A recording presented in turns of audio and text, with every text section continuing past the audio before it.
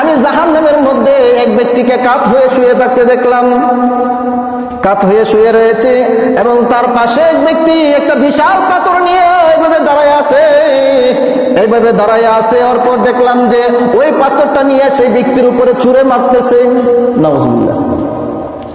ওই পাথরটা ওই ব্যক্তির উপরে ছুঁড়ে মারতেছে, আবার সেই পাথরটা গড়ায় গড়ায় নিচের দিকে পড়তেছে, আবার সেই পাথরটা ওই ব্যক্তি কি করতেছে, তুলে আনতেছে, আবার এইভাবে দাঁড়ায় আছে। আর সেই মারছিল যাকে, সেই যে আঘাত পাইছে সেই আঘাতটা আবার ভালো হয়ে যাইতেছে।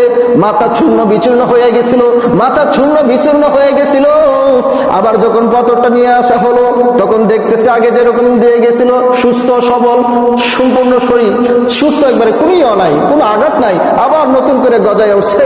আবার সেই পাথর দিয়ে কিভাবে তাকে আঘাত করতেছে, আবার পাথর গড়াইয়া যাইতেছে, আবার পাথর নিয়ে আসতেছে, আবার আঘাত করতেছে।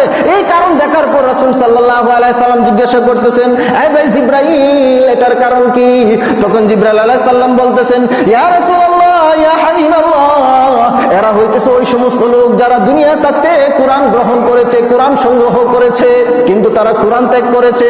এরা হইতেছে ওই সমস্ত লোক যারা নামাজকে কাজা করেছে, নামাজ ছেড়ে দিয়েছে, নামাজ চাইরা দিয়া তারা বাড়িতে ঘুমাইয়া থাকে, সেই জন্য আজকে এই শাস্তি দেওয়া হইতেছে। নাউজুবিল্লাহ মিন যালিক। নামাজ চাইরা দিয়ে বাড়িতে ঘুমাইয়া থাকে, সেই ঘুমাইয়া থাকার কারণে আজকে আযাবের ফেরেশতা পাথর দিয়া তার মাথার মধ্যে আঘাত করতেছে, মাথা চূর্ণ বিচূর্ণ হয়ে যাইতেছে, আবার পাথর আনতেছে, আবার ভালো হয়ে যাইতেছে, আবার আঘাত করতেছে, এভাবে চলতেই থাকবে।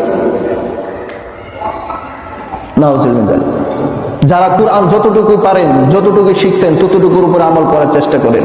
কারণ এই কথাটা শুধু হাফেজদেরকে উদ্দেশ্য করে যে বলা হয়েছে এরকম না। কুরআন গ্রহণ করেছে, যতটুকুই গ্রহণ করেছেন ততটুকুই পড়ার চেষ্টা করুন, যতটুকুই গ্রহণ করেছেন ততটুকুই পড়ার চেষ্টা করুন। আর নামাজের পাবন্দী হন, নামাজের পাবন্দী হন।